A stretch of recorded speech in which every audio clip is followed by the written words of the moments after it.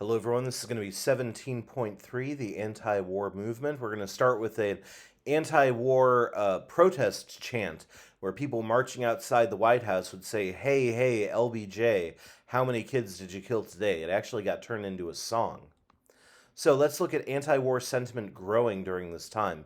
As the war is continuing, so is the sentiment and the protests against it, some in Congress and some among the people. One of the main reasons was that it was no longer just patriotic volunteers going to Vietnam. Now it was the draft. Draftees chosen by lottery were sent to fight. And every man over the age of 18 had to register for the draft. And if your number was called, you were on your way to Vietnam. Now, you could get some deferments, health deferments, conscientious objectors. My dad got one because he went to the Peace Corps instead of to Vietnam. He also was about to go to college. However, most of them went to wealthier and whiter kids. And a lot of people objected to the fact that the war was being fought by the poor. Back in the Civil War, they always used to say this was a rich man's war, but a poor man's fight. So here are some anti war protesters saying, "We won't fight in another rich man's war." And here's a protester. Actually, it's hard to see. I will actually really quick scale this down because it is important to see what he's got in his hand. That is his draft card, and he is burning it at that time. So here's a protester burning his draft card. Many protests against Vietnam broke out on college campuses. So you would see places like Columbia University. Famously at Kent State, there was a protest that ended up with 4 students dead, being shot by the National Guard. Not every student was anti-war. In fact, there was a large conservative movement of college kids during this time as well. But we did see that universities were a popular anti-war hotspot during this time. Students did things like they broke into and they occupied college offices, they protested, burned their draft cards. One new group, the Students for a Democratic Society, or SDS, led sit-ins and demonstrations against the war. So here is the Columbia University protests in 1968, where eventually they took over the school for a few days. Now, at this time, the voting age was 21, actually, so you had to wait until you were 21 to vote, but you could be drafted to go fight in a war at the age of 18. Um, People were so upset by this that you were old enough to die but not old enough to vote, led to the 26th Amendment that lowered the voting age to 18. More and more Americans also started to see what we talked about last section, the credibility gap. What was said by the White House was not matching up with what was said by the reporters overseas and what people were seeing on their televisions live from Vietnam. Now, this gets us into the Tet Offensive in 68. In early 1968, on Tet, which is the Vietnamese New Year, the Viet Cong led a huge attack on South Vietnam. We were able to push them back, but the Tet Offensive showed that this was not going to end anytime soon, and that we were not winning from the look of it. So Johnson stopped talking about winning the war and started moving to talk about ending the war. And we do see that some members of Lyndon Johnson's own political party, the Democrats, were calling for an end of the war and also for a replacement for Lyndon Johnson. Guys like Eugene McCarthy, who was running as sort of the peace candidate in 1968, and also Bobby Kennedy, JFK's younger brother, both decided to challenge Lyndon Johnson for the nomination in 1968. So here are some scenes from the Tet Offensive.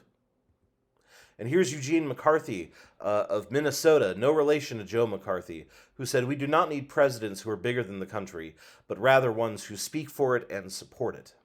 And here's Bobby Kennedy, who said, "People say I'm ruthless. I'm not ruthless. And if I find the man who's calling me ruthless, I shall destroy him." Anyway, Johnson, feeling that he was being attacked by both Democrats and Republicans and that there was no way out, was just wrecked by the war, basically. And instead of trying to run for re-election, Lyndon Johnson announced that he wasn't going to run for re-election and that he would not accept his party's nomination in 1968. This was very unexpected. He did not tell anybody he was going to do this until he said it live on TV. And this meant that suddenly the 68 Democratic election was a free-for-all. So here's Lyndon Johnson late in his presidency, and you can see he is just worn out by the war. Now let's look at 68 in the presidential race. Spring and summer of 68, two of the greatest voices for peace during this time were both killed by assassinations. First, Martin Luther King was shot and killed in Memphis by James Earl Ray, an escaped convict. A few months later, right after he won the California primary and looked like he might win the Democratic nomination, Bobby Kennedy was killed by a guy named Sirhan Sirhan, who was a Palestinian immigrant who was not a fan of Kennedy's support of Israel and so shot him to death. So here is the death of Martin Luther King, April 4th, 1968.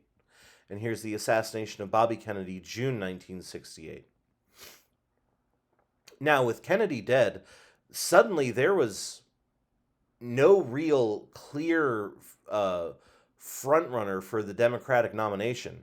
It turned into a big fight between Gene McCarthy, the peace candidate, and Hubert Humphrey, who was seen as sort of the candidate of the Democratic Party, sort of the traditional candidate, I guess one might say.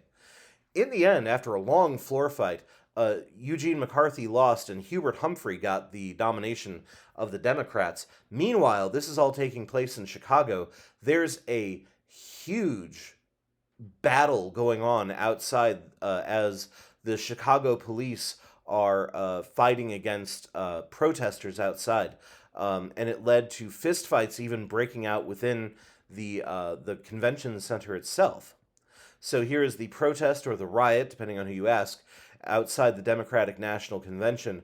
As these kids are being swarmed by the police, they started shouting, "The whole world is watching." And they were, because cameras were looking in on this. In the end, the Republicans chose Richard Nixon as their candidate, who said, there are a lot of people in America who are not protesting out in the streets. They are just regular people living within America. He called them the silent majority of peaceful people. And he said, I want the silent majority to vote for me. And he said that he was going to end the war in Vietnam. He called it trying to end the war with peace with honor. There was also George Wallace running in 1968, who was just sort of an anti-establishment candidate. He courted white voters who were angry with the protesters and angry with the chaos of the time. He shouted at protesters. He mocked them. He said that they needed a haircut or they needed a beating. And he got 10 million votes out of that, too. So he did, for a third-party candidate who was just sort of a anti-establishment candidate, George Wallace did quite well. However, in the end, Richard Nixon won in a landslide in 1968. So here's Hubert Humphrey, the establishment candidate, who said to err is human, to blame someone else is politics. And here's George Wallace, who with the Confederate flag behind him, he's the former governor of Alabama. And he said, you've got some folks out here who know a lot of four-letter words, but there are two four-letter words they don't know, W-O-R-K and S-O-A-P. You don't know those four-letter words, I'll tell you that much. Later on, George Wallace was actually shot and paralyzed in an attempted assassination later on in his life.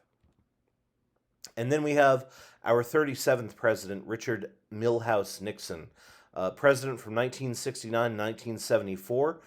He's from California. He's a former congressman and former senator and former vice president. He is also, so far, our only president to ever resign from office, from the office of the presidency.